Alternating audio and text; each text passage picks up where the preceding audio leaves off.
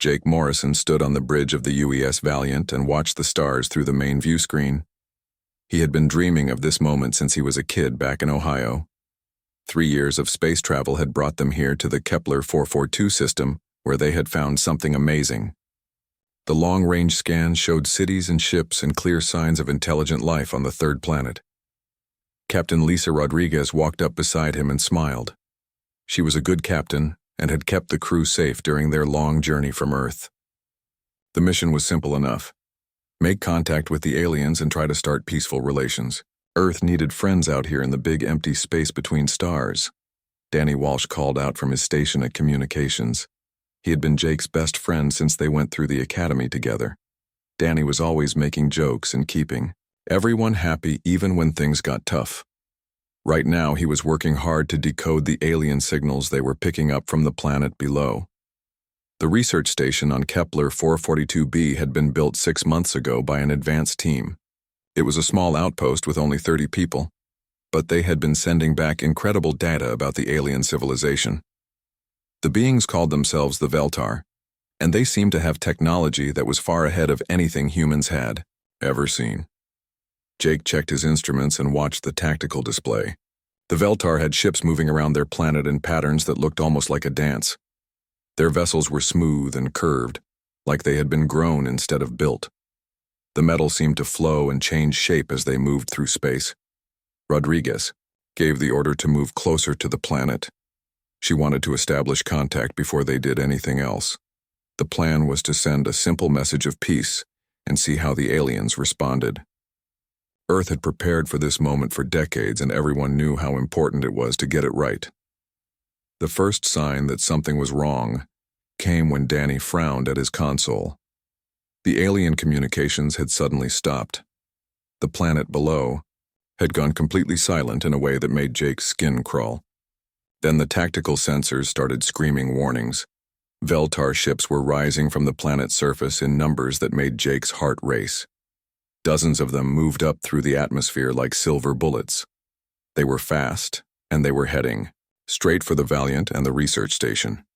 Rodriguez ordered red alert, and the bridge lights switched to the emergency colors. Jake ran to his station and started bringing the ship's weapons online.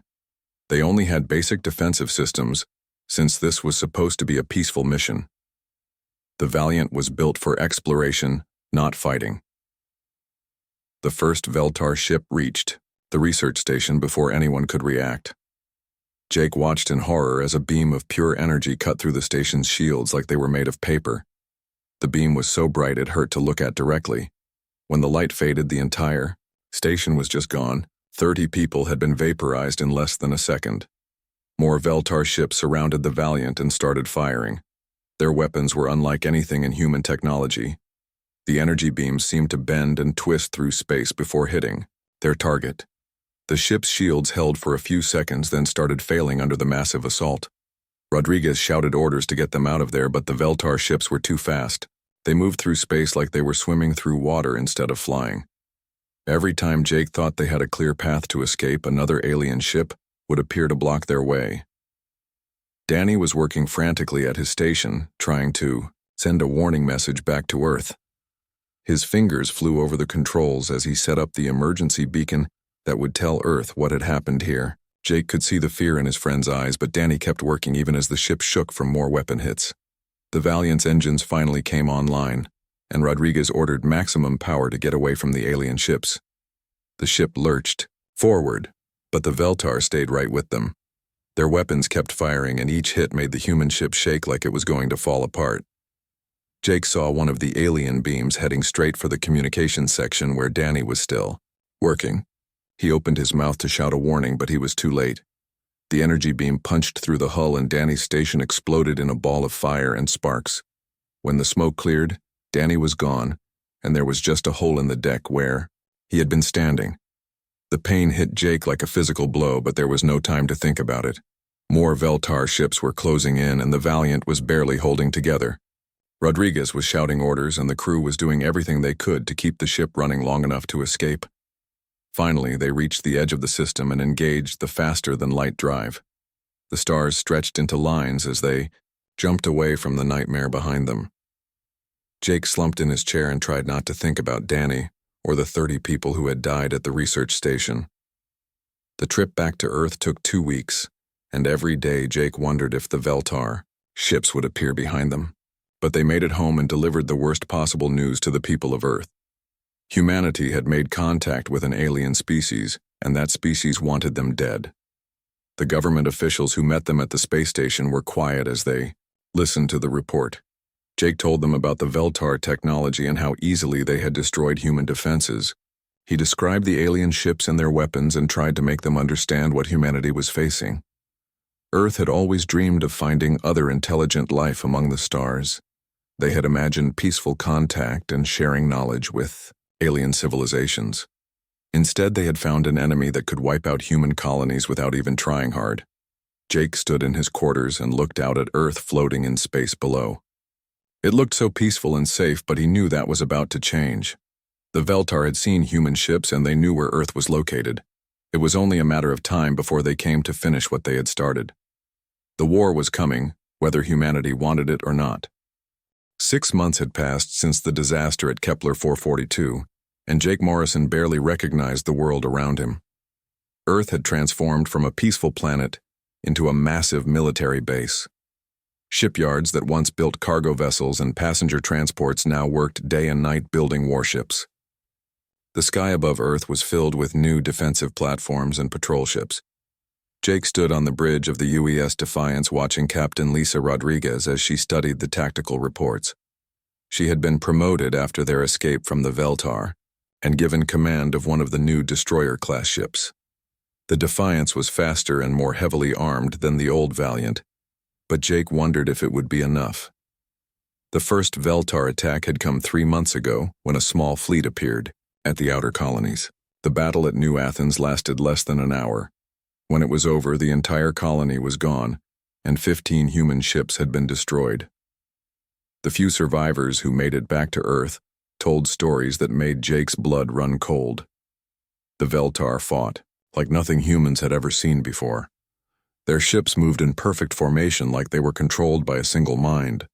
Their weapons could punch through the strongest human armor, and their shields seemed to absorb energy instead of deflecting. Every battle ended the same way, with human ships burning in space and colonies reduced to radioactive dust. But something strange was happening in the shipyards and research labs across Earth. Engineer Katie Barnes had been working on new shield technology ever since the first attack reports came in. She was young and brilliant and refused to accept that human technology was completely outmatched by the aliens. Jake watched Katie work at her station on the Defiance Bridge. Her fingers moved quickly across the control panels as she made adjustments to the ship's defensive systems. She had discovered that Veltar energy weapons operated on a specific frequency range. By constantly shifting the shield harmonics, human ships could deflect some of the alien attacks. Nick Patterson was another officer who had adapted quickly to the new reality of war. He had been a navigation specialist on cargo ships before the invasion started. Now he was the tactical officer on the Defiance, and he thought about space combat in ways that surprised everyone, including himself. Nick had studied every battle report and noticed something important about Veltar tactics. The aliens were used to fighting enemies who tried to match their technology directly. They expected big fleets of powerful ships that would engage them in straight-up battles. What they did not expect was the kind of guerrilla warfare that humans were starting to develop. The first test of the new tactics came at the Battle of Titan. Jake stood at his station and watched the tactical display as 3 Veltar heavy cruisers approached Saturn's largest moon. Intelligence reports said the aliens were planning to establish a forward base there that would threaten Earth directly. Captain Rodriguez had positioned the human fleet in the methane clouds surrounding Titan. The Defiance and 12 other ships waited in silence as the alien vessels moved closer. The Veltar ships were beautiful and deadly, but they were also overconfident. They had won every battle so far, and they expected this one to be just as easy. Nick Patterson gave the signal and the human ships powered up their engines all at once. Instead of forming a battle line, they scattered in different directions like a swarm of angry insects. The Veltar commanders seemed confused by the unusual tactic, and their formations wavered for just a moment. That moment was all the humans needed. Katie's new shield harmonics worked better than anyone had hoped. The Veltar energy beams struck the human ships, but instead of punching through the armor, they were deflected and scattered. Some of the beams even reflected back at the alien vessels, causing damage to their own hulls. Jake felt his heart racing as the Defiance dove toward the nearest Veltar cruiser. The alien ship tried to turn and bring its main weapons to bear, but the human destroyer was too fast and too small. Jake fired the ship's new plasma torpedoes at point-blank range and watched as they tore through the Veltar hull like it was made of thin metal. The other human ships were having similar success. They darted in and out of the methane clouds, using Titan's gravity well to slingshot around the moon at incredible speeds. The Veltar ships were powerful, but they were designed for long-range combat, not close-quarters fighting. Their weapons could not track the fast-moving human vessels. One by one, the alien ships started taking serious damage. Their smooth hulls were cracked and burning, and their perfect formations fell apart as they tried to deal with enemies that refused to fight the way they expected. For the first time since the war began, human weapons were actually hurting Veltar ships. The battle lasted 6 hours, and when it was over, all 3 alien cruisers were destroyed. The human fleet had lost 4 ships, but they had won their first real victory against the Veltar. Jake stood on the bridge and watched the burning wreckage of alien vessels floating in space around Titan. But the victory came at a cost that went beyond the ships they had lost. Jake looked around the bridge and saw the faces of his crewmates. They were happy about winning, but there was something different in their eyes. They had killed thinking beings today, and they had enjoyed it more than they wanted to admit. Katie. Barnes was already working on improvements to her shield technology. She talked excitedly about new ways to make human ships even deadlier in combat. Nick Patterson was planning follow-up attacks that would use similar tactics to hit Veltar supply lines and forward bases. Captain Rodriguez called a meeting in the ship's briefing room after the battle. The senior officers gathered around the table and discussed what they had learned. The Veltar were not invincible after all. They could be hurt and they could be killed if humans were smart enough and ruthless enough. The war was changing both sides in ways that nobody had expected. The Veltar had thought they were dealing with another weak species that would surrender after a few defeats. Instead, they had found an enemy that learned from every loss and came back stronger each time. Jake realized that humanity was changing, too. The peaceful explorers who had first reached for the stars were disappearing. In their place was something harder and more dangerous. Humans were learning to fight, and they were getting very good at it very quickly. Reports were coming in from other battle zones where human commanders were using similar tactics with great success. The tide of the war was starting to turn, but Jake wondered what humanity would look like when it was all over. They were winning battles by becoming something they had never been before. The Veltar had wanted to destroy humanity and turn them into another conquered species. Instead, they had created an enemy that might be even more dangerous than they were. Jake stared out at the stars and wondered if that was really a victory at all. The war had been going on for 18 months when Jake Morrison first saw what humans could become when they stopped holding back. He stood on the bridge of the UES Retribution and watched the tactical display show the approach to New Geneva colony. The planet had been under Veltar occupation for 6 months, and the Liberation Fleet was finally ready to take it back. Captain Rodriguez had been promoted to Admiral and now commanded an entire battle group. The ships under her command were nothing like the exploration vessels that had first encountered the Veltar. These were purpose-built weapons of war with armor plating that could withstand alien energy beams and weapon systems designed specifically to kill Veltar ships. Jake had been promoted to commander and given his own ship, but he chose to stay with Rodriguez as her tactical advisor. He had seen too much combat to feel comfortable commanding others in battle. The weight of all the decisions and all the deaths was heavy enough without adding the responsibility for other people's lives. Dr. Amy Chen had joined the fleet as head of the new Biological Warfare Division. She was a brilliant scientist who had been working on projects that made Jake uncomfortable. Amy had studied captured Veltar technology and biology samples to develop weapons that targeted alien physiology specifically. Her work was effective, but it crossed lines that humans had never crossed before. The first sign of what the Veltar occupation had done to New Geneva came when the fleet entered the system. The planet's surface was covered with strange structures that looked like massive crystal formations. These were Veltar processing facilities where they converted organic matter into resources for their war machine. Intelligence reports said that most of the human colonists were still alive, but they had been changed in ways that nobody fully understood. The Veltar used some kind of biological modification process to turn conquered populations into slave workers. The humans on New Geneva might not be human anymore when the Liberation Fleet found them. The space battle for the system lasted 3 days. The Veltar had fortified their position with orbital defense platforms and a fleet of their fastest attack ships. But human tactics had evolved far beyond what they had been at Titan. The Liberation Fleet moved like a pack of wolves, surrounding and isolating enemy ships before destroying them one by one. Sergeant Major Tony Clark led the first boarding party that managed to capture a Veltar command ship intact. Tony was a career Marine who had adapted to space combat faster than anyone expected. He had developed new techniques for fighting inside alien vessels where the gravity and atmosphere could change without warning. Jake watched the video feed from Tony's helmet camera as the Marine squad moved through the Veltar ship corridors. The alien vessel was like nothing humans had ever seen inside. The walls seemed to be alive and they pulsed with patterns of light that hurt to look at directly. The air was thick with gases that would have been poison to humans without their protective suits. The Veltar crew fought back with weapons that fired beams of coherent sound waves. The sound could shatter human bones even through armor, but Tony's squad had learned to work around alien technology. They used explosive charges to breach the ship's main computer core and downloaded everything they could find. What they discovered in the Veltar database changed everything humans thought they knew about the war.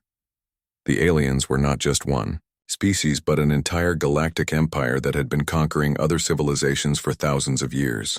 Humanity was just the latest in a long line of races that had been enslaved or destroyed by the Veltar hegemony. The database contained records of dozens of extinct species and hundreds of slave races that now served the Veltar war machine. Some of the conquered peoples had been fighting for so long that they had forgotten they were originally independent civilizations. They believed the Veltar were their natural masters and fought just as hard as the original aliens. Jake studied the intelligence reports and felt sick when he realized what humanity was really fighting against. This was not just a war between two species, but a conflict that would determine whether humans joined the ranks of the conquered or found a way to break the cycle that had been going on for millennia. The ground assault on New Geneva began 2 weeks after the space battle ended. Jake went down with the first wave of troops to see firsthand what Veltar occupation meant for human civilians. What he found on the planet's surface was worse than anything he had imagined. The processing facilities were massive structures that stretched for kilometers across the landscape. Inside them, humans worked alongside other slave species in conditions that were barely survivable. The Veltar had used their biological modification technology to make the workers more efficient, but the cost was their humanity. Jake walked through one of the facilities and saw humans who had been changed so much they were barely recognizable. Some had extra arms for working machinery, while others had enlarged brains for processing data. Their eyes were empty, and they moved with mechanical precision that made Jake want to scream. But the worst part was that some of them seemed happy with their condition. The biological modifications included changes to their brain chemistry that made them content with slavery.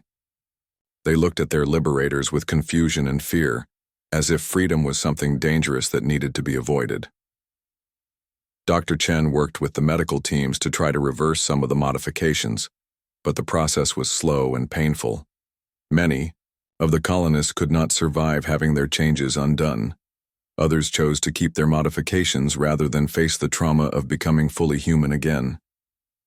The liberation of New Geneva was declared a success, but Jake wondered what they had really accomplished. They had freed a planet, but the people they saved were not the same humans who had lived there before the Veltar arrived. The aliens had found a way to destroy human identity without actually killing human bodies. Reports were coming in from other fronts where the war was escalating in ways that frightened everyone involved. The Veltar had started using biological weapons against human colonies, and Dr. Chen was under pressure to develop similar weapons for human use. The moral lines that had once seemed clear were becoming blurred by the necessities of survival. Jake stood in the ruins of New Geneva's capital city and watched human engineers work to rebuild what the Veltar had destroyed. But he knew that some things could never be rebuilt. The innocence and optimism that had driven humanity to reach for the stars was gone forever. The war was teaching humans how to be efficient killers and conquerors. Every battle made them better at destruction and more willing to use whatever methods were necessary to win. They were becoming very good at war, but Jake wondered if they were still good at being human. Admiral Rodriguez called him to a planning meeting where they discussed the next phase of operations. Human intelligence had located several more Veltar, processing worlds, and the liberation fleets were being prepared for even larger assaults. The war was spreading across multiple star systems, and both sides were committing more resources than ever before. Jake looked at the tactical displays and saw a future filled with endless battles and occupied planets and billions of dead from both species. Humanity had proven they could fight the Veltar to a standstill, but the cost was becoming something that their ancestors would not recognize. The war was far from over, and Jake was not sure he wanted to see what humanity would look like when it finally ended. The Proxima Centauri system had become the center of everything that mattered in the galaxy. Jake Morrison stood on the bridge of the UES Vengeance and watched as both human and Veltar fleets gathered for what everyone knew would be the final battle of the war. 3 years of fighting had led to this moment when one side would either achieve total victory or face complete destruction. Admiral Sandra Hayes commanded the human fleet from her flagship, the UES Determination. She was a veteran of every major battle since the war began, and she had earned the respect of every officer and crew member under her command. Hayes understood that this battle would determine not just who won the war, but what kind of future both species would have. Jake had been given command of the destroyer Vengeance after proving himself in a dozen smaller engagements. His ship was one of the newest in the fleet, with armor and weapons that represented the best of human military technology. But even with all their advances, Jake knew that the coming battle would push both sides beyond anything they had experienced before. The Veltar had committed everything they had to this final confrontation. Their fleet included not just their own advanced warships, but vessels from every species they had conquered over the millennia. Jake could see ships on his tactical display that belonged to races he had never heard of before, all flying under Veltar command. Dr. Ben Foster had been working around the clock to prepare humanity's ultimate weapon for deployment in the battle. Ben was a physicist who had been studying antimatter containment since before the war began. His prototype torpedo could crack a planet's crust and render entire worlds uninhabitable for thousands of years. The Veltar had their own planet-killing weapons, as intelligence reports had revealed. Their Starbreaker devices could destabilize a system's primary star and destroy every planet in the vicinity. Both sides now possessed the ability to commit genocide on a scale that had never been seen before in the galaxy. The battle began when advanced squadrons from both fleets met at the edge of the Proxima system. Jake watched his tactical display as hundreds of ships engaged in combat across a volume of space larger than most solar systems. The opening exchanges were brutal, with entire squadrons disappearing in seconds under concentrated fire. Human tactics had evolved to the point where individual ship commanders could make decisions that affected the entire course of battle. Jake found himself leading a formation of destroyers against a Veltar battle group that included ships from 3 different conquered species.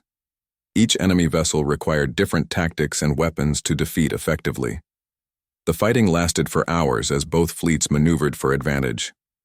Jake's ship took hit after hit from Veltar energy weapons, but the new armor held better than he had expected. His crew worked with mechanical efficiency that came from years of combat experience. They knew their jobs, and they did them without hesitation or fear. Katie Barnes had been promoted to chief engineer for the entire human fleet, and her shield technology was the only thing keeping many ships operational. She had developed new techniques for redistributing power that allowed damaged vessels to continue fighting long after they should have been destroyed. Her innovations were saving lives across the entire battle zone. Nick Patterson commanded a cruiser squadron that specialized in close-quarters combat against alien capital ships. His tactics had been studied and copied by commanders throughout the human fleet. Nick had learned to think like the enemy and predict their movements in ways that gave human forces a crucial advantage. The battle reached its climax when both sides brought their superweapons into play.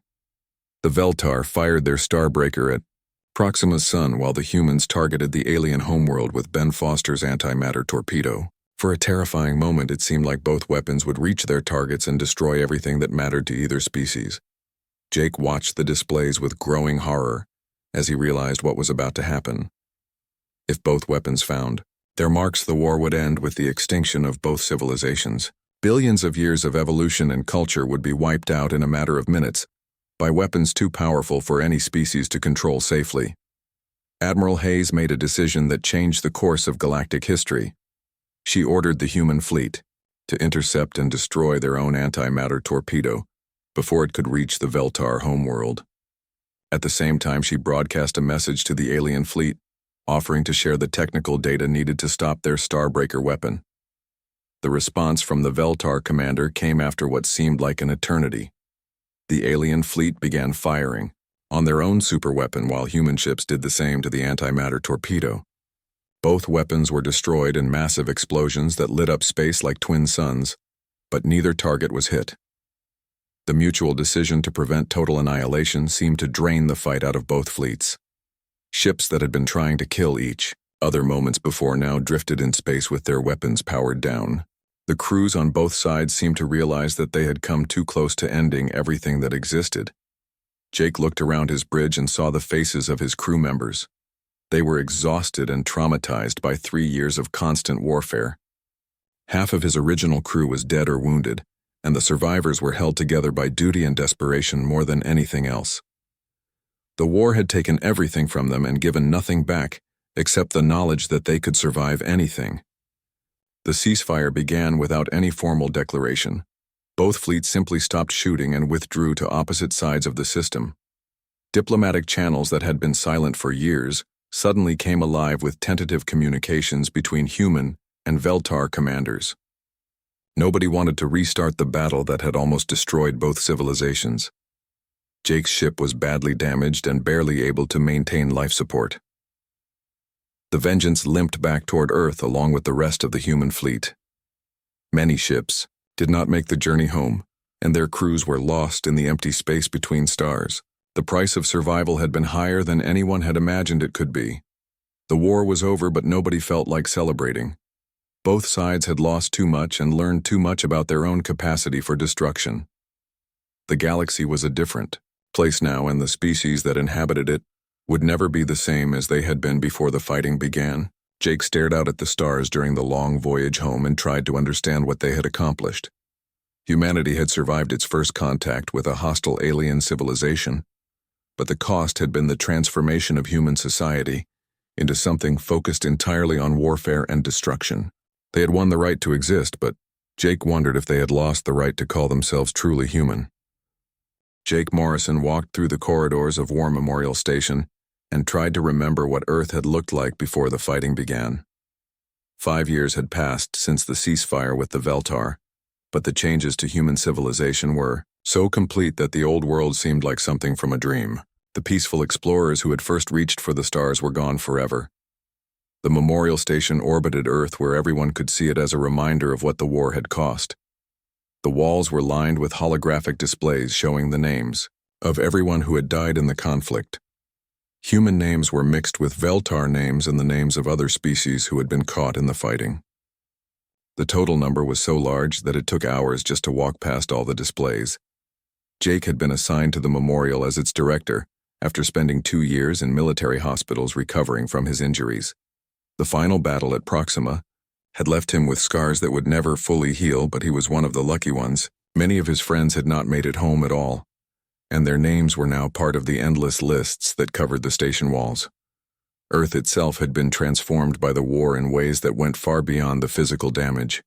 Cities that had once been centers of art and culture were now military complexes where children learned tactics instead of music. The orbital shipyards that surrounded the planet worked constantly to maintain the fleet that kept humanity safe from future threats.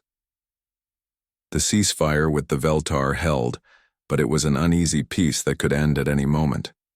Both sides maintained large fleets along the border, and intelligence services worked constantly to monitor each other for signs of renewed aggression. The neutral zone between human and Veltar space was filled with automated weapons platforms and sensor networks that watched for any movement. Katie Barnes had become the head of military research and development for all of human space. Her work on shield technology had evolved into projects that pushed the boundaries of physics and ethics. The laboratories under her command developed weapons that could destroy entire star systems and defensive systems that could protect planets from any conceivable attack. Nick Patterson commanded the border patrol fleet that kept watch on Veltar space. His ships were the most advanced in human history, with capabilities that would have seemed like magic to the crew of the old Valiant. But Nick had paid a personal price for his success that showed in the tired lines around his eyes and the way his hands sometimes shook when he thought nobody was looking. Dr. Amy Chen had been promoted to head of the Biological Warfare Division despite the moral concerns her work raised among some government officials. Her research had expanded beyond anti-Veltar weapons to include modifications for human soldiers that made them stronger and faster and more resistant to alien technologies. The line between human and weapon was becoming increasingly blurred. Jake often stood at the observation deck of the Memorial Station and watched the ships coming and going from Earth. The vessels were sleek and deadly, with armor that could withstand planet-cracking weapons and engines that could cross the galaxy in weeks instead of years. Humanity had become very good at building tools for war, but Jake wondered what they had forgotten how to build in the process. The education system had been completely restructured to focus on military and technical training. Children as young as 6 learned basic tactics and weapon maintenance alongside traditional subjects like mathematics and literature. Universities had become research centers for military technology, and most of the brightest minds in human space worked on projects related to defense or conquest. Reports came in regularly from the border stations about incidents that could have restarted the war. Veltar ships would probe human defenses while human vessels conducted reconnaissance missions deep into alien territory. Both sides were preparing for the next conflict even while officially maintaining peace. Jake received visitors at the Memorial Station who came to see the names of their loved ones or to understand what the war had meant for human civilization. Some were veterans like himself who struggled to find meaning in a world that had changed beyond recognition. Others were young people who had grown up during the fighting and knew nothing of the peaceful society that had existed before. One day Admiral Hayes came to visit the memorial. She had been promoted to head of human space forces after the war ended, but she looked older than her years and moved with the careful steps of someone carrying invisible burdens. Hayes spent hours walking through the memorial corridors, reading names and remembering battles that had shaped the course of history. Hayes told Jake that other alien civilizations were now making contact with humanity, but their approaches were very different from the first meeting with the Veltar. The new species came with weapons powered and shields raised because they had heard about the war and knew that humans were dangerous. Fear had replaced curiosity as the primary emotion that aliens felt when encountering human ships. The reputation that humanity had gained during the war was spreading across the galaxy faster than human ships could travel. Stories were told of the species that had fought the mighty Veltar to a standstill and forced them to accept peace instead of total victory. Some alien civilizations saw humans as potential allies, while others viewed them as a threat that needed to be contained. Jake learned that several species had formed defensive alliances specifically to protect themselves from possible human expansion. The same adaptability and determination that had saved humanity from the Veltar was now seen as evidence that humans could not be trusted to remain peaceful neighbors. The galaxy had become a more dangerous place for everyone. The human government was debating whether to expand into the neutral zone or to maintain the current borders. Military leaders argued that expansion was necessary to prevent future attacks, while civilian officials worried about the message that aggressive colonization would send to other species.